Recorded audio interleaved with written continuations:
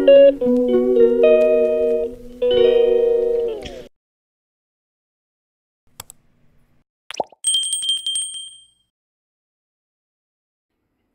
Evening বন্ধুরা, আশা করি সবাই ভালো আছেন। আমিও ভালো আছি। তো আজ সারাদিন কোনো ব্লগ করিনি, কোনো ব্লগ ভিডিও করিনি। তো ভাবলাম আজকে সন্ধ্যের সময় কি বলতে তাড়াতাড়ি, যেহেতু আমাদের খাওয়া হয়ে যাচ্ছে, এখন ছেলের যেহেতু স্কুল হয়নি, মানে ছুটি আছে সেই কারণে। তো এখন সন্ধ্যের সময় একটু খিদে পেয়েছে, প্রতিদিন মুড়ি খেতে ভালো লাগে না, সেই কারণে আজকে একটা টিফিন করব। তো আমি ভাবলাম আপনাদের সঙ্গে সেই টিফিন রেসিপিটা শেয়ার করি। তো টিফিনটা কি বলুন তো, নুডলস বা ম্যাগির রেসিপি। তো কিভাবে করি আমি দেখতে থাকুন। এই যে ম্যাগি নিয়ে নিয়েছি। তো ম্যাগিটাকে গরম জলে একটু সেদ্ধ করে নেব। আগে জলের মধ্যে দিয়ে দিচ্ছি। তো ম্যাগিটা সেদ্ধ হতে থাকো। এখানে জলে সেদ্ধ হতে বসিয়ে দিয়েছি, এখানে কড়াই বসিয়ে দিয়েছি।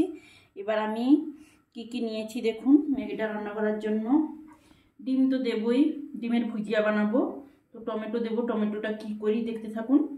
আর এখানে নিয়েছি গাজর কুচি, বিনস কুচি, আর এখানে নিয়েছি কড়াইশুঁটি। তো এখানে নিয়েছি রসুন।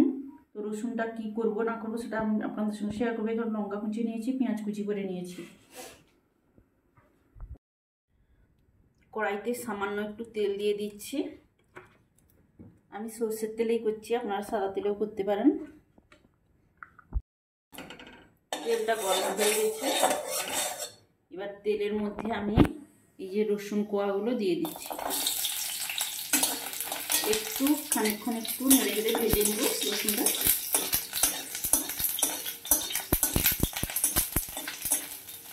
তো রসুনটা ভাজা হয়ে গেছে, আমি তুলে নেব এবার। তো আমি তো একটা পেস্ট বানাবো। তো পেস্টটা বানানোর জন্য টমেটোটাকে পেস্ট বানাবো, তার আগে একটু তেলে আমি নেড়ে নেব।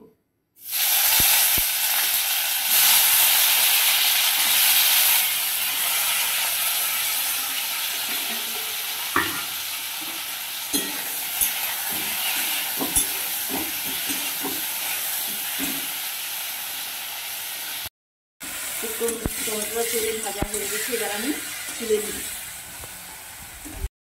ম্যাগিটা সেদ্ধ হয়ে গেছে, এবার আমি ঝাড়িতে ঢেলে নেব।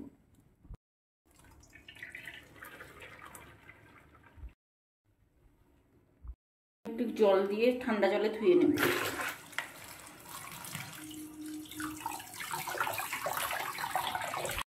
কড়াইতে আবার একটু সামান্য তেল দিয়ে দেব। এবার প্রথমে আমি বিনসগুলো ভেজে নেব।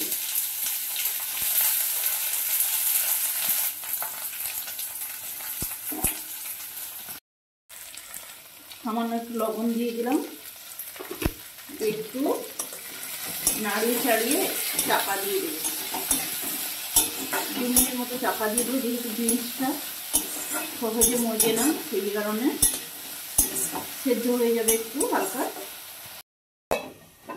চাপা দিয়ে দিলাম মিডিয়াম আছে। আর টমেটোটা আমি মিক্সিং কাপে পেস্ট করে নেব। পরপর গাজর এবং কড়াইশুঁটি এগুলোও ভেজে নিই।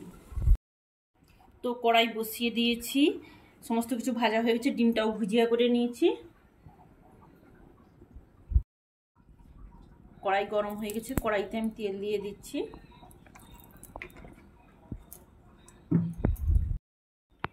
তো তেল তো গরম হয়ে গেছে, তেলের মধ্যে আমি পেঁয়াজ কুচি, লঙ্কা কুচিগুলো দিয়ে দিচ্ছি।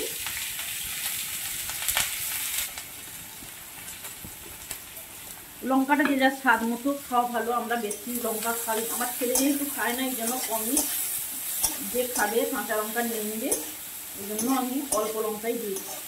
4টে লঙ্কা দিয়েছি, যারা লঙ্কা খেতে ভালোবাসেন আরও বেশি নিয়ে নিতে পারে।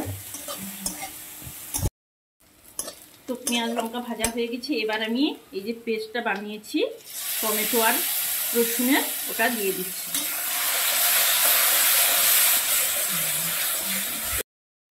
টমেটোটা তো আগে থেকে ভাজা ছিল, এখন আমি একটু নাড়িয়ে চাড়িয়ে নিয়েছি, এর মধ্যে দিয়ে দিচ্ছি কি বলুন তো, ম্যাগি মশলা।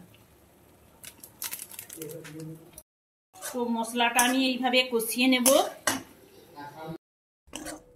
এইভাবে নাড়িয়ে চাড়িয়ে একটু কষিয়ে নেব আমি মশলাটা।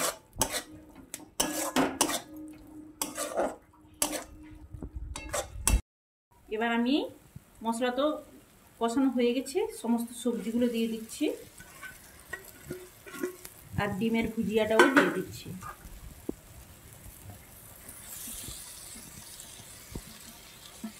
দিয়ে একটু নাড়িয়ে চাড়িয়ে আবার কষিয়ে নেব।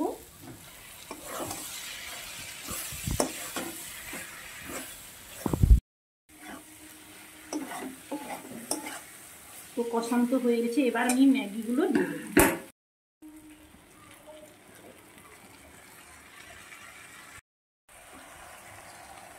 নাড়িয়ে চাড়িয়ে নিচ্ছি একটু, পরিমাণ মতো আমি লবণ দিয়ে দিচ্ছি।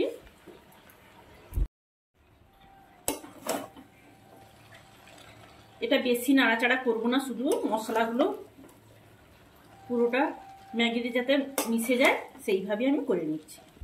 পরিমাণটা আমি বেশি করেছি, আমরা 4 জন খাবো, তো সেই কারণে বেশি করেছি।